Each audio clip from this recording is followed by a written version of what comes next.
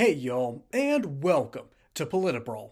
My name is Brian, and Jim Acosta tries his best to corner Tim Burchett, but Tim Burchett puts on an absolute clinic on how to deal with the hostile mainstream media host.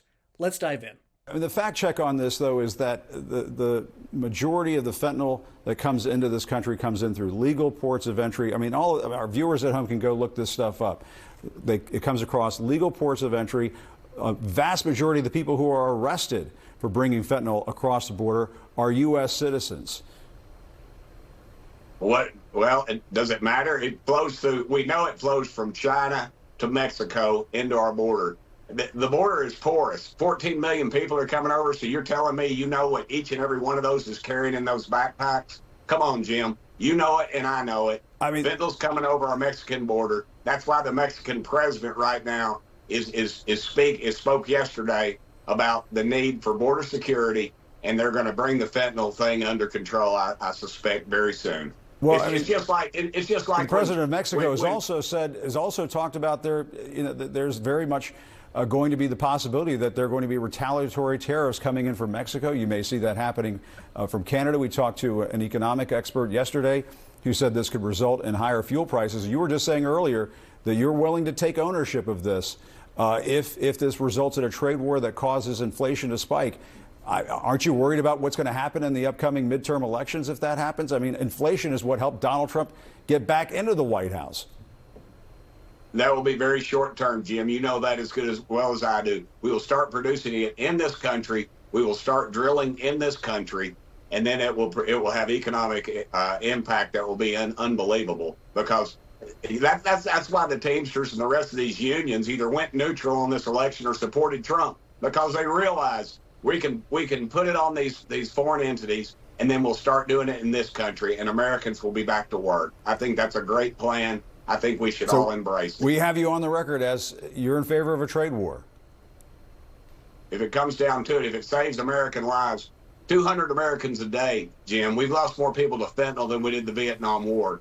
And Washington's allowed it. 14 million people, 300,000 children sold into who knows and what horrible hell they're enduring right now. That's on me and you. That's on this White House. Trump's going to clean it up. You know it. I know it. The American people know it. That's why he won this election. Yeah, right. But I was just saying the data does show, again, the vast majority of the fentanyl that comes into this country comes through legal ports of entry. That is something you could look up. And it comes via U.S. citizens. U.S. citizens bring it across. So you're just saying you don't believe that data? No, I don't believe that data. You don't know what those 14 million people that came over our border, we don't know where they were. We don't even know how they got here except on our southern border. They're carrying the drugs in. They're muling it in. You know it. I know it. That's a bogus statistic that you all keep putting out, and nobody is buying it, because if they bought it, you'd be talking about President-elect Kamala Harris right now and not Donald Trump. I mean, he's not wrong. He's not wrong. But every now and then, Tim Burchett is like a starting pitcher. In the first inning, he loads the bases up, but he gets out of trouble, and he stays out of trouble for the next 5 or 6 innings. And then that's when you really hope that your bullpen arm is warmed up, because, again, what Jim Acosta did is incredibly slimy. And the worst part is, it's a true thing that he just said. Jim Acosta is saying, well, turns out there's a lot of fentanyl that's coming over through the legal ports of entry. That's what the data is showing us. Instead of admitting that fact, which does put Burchett behind the 8 ball no matter which way you slice it, because if he admits that that's a problem, he's going to be led down a rabbit hole that Jim Acosta wants to talk about. But Tim Burchett, by just blowing off that fact and even denying it, even though he shouldn't, that's most likely the truth. But by denying that, he's able to talk about what the actual issues are. And the actual issues are this. The cartels are using mules through both legal and illegal means to cross the border. Now, granted, because they're breaking the law to begin with, I mean, it's technically illegal. But because a lot of the fentanyl goes by unnoticed, you think that that would be a major problem. And the Democrats would say, well, why don't we tackle this problem? But if they did, if the mainstream media even admitted for a moment, a single moment, that they have gotten this story completely wrong, all the conservatives have to say is, well, we had a bill that you could have even brought this up, and you just refused to do that even on those standards. So no wonder that that the Republican Party said absolutely not to that terrible bill idea that got almost passed through the Senate the other year. So Jim Acosta was trying to be a bit of a slime ball with the truth. And on one hand, I have to admit that's a good pitch. On the other hand, it's still a spitball and it should be illegal. So Tim Burchett does get shaky right at the beginning and right at the end, but it's the meat of what he has to say that's so important. We're dealing with cartels who are trafficking people, who are tattooing numbers to the arms of children and adults. That way there's some way to identify them, and that way the cartel knows for a fact that it's going to get some of its investment back.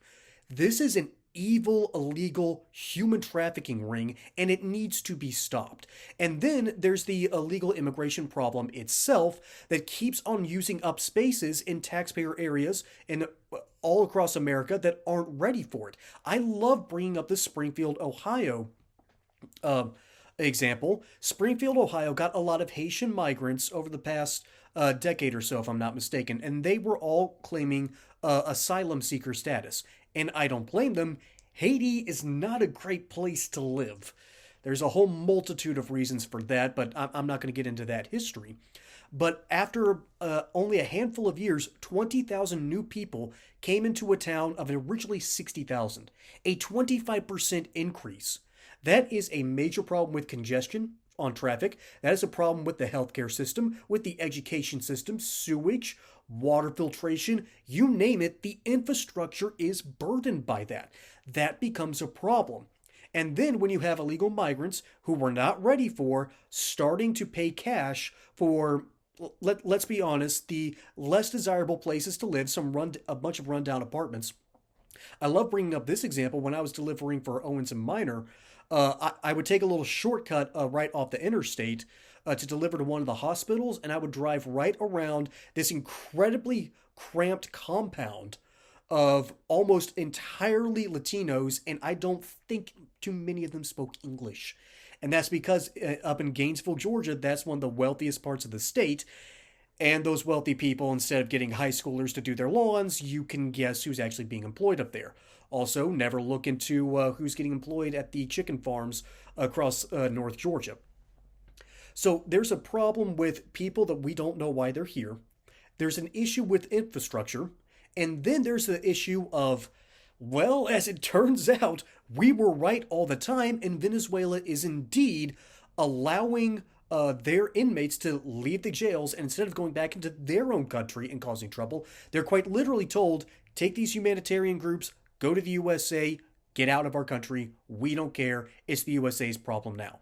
That's exactly how Laken Riley lost her life, because a Venezuelan gang member who escaped New York without consequence for his violent crimes came down to Georgia and, well, worse came to worse, and we lost a good student who was studying to be a nurse.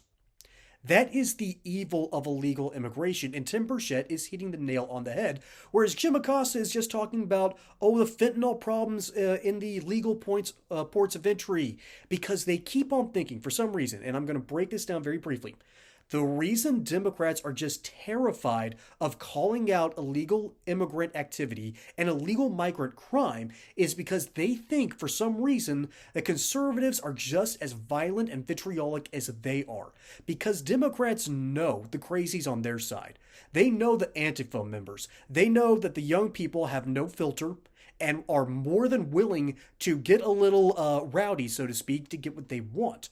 And so they know if they don't throw red meat to their side, if they don't placate, there's going to be some problems. And so they think that the right has the exact same issue, and they're just afraid of the backlash and the vitriol. And it's a stupid way of thinking. So Jim Acosta needs to gird his loins and have some guts again and actually talk about the illegal immigration problem instead of just focusing on the fentanyl issue coming over the legal points of entry. It is an attempt to tell part of the truth without getting to the rest of the truth. And again, this is why Tim Burchett, I say, fumbled a little bit. It's not because he's playing poorly.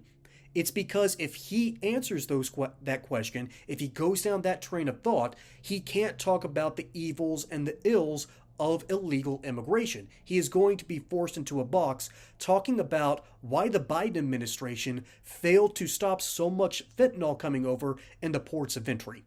That is a different conversation for another day, and we need to keep the pedal to the metal talking about illegal immigration from the perspective of the cartels are evil, they are trafficking people, and we need to stop the mules wherever we can.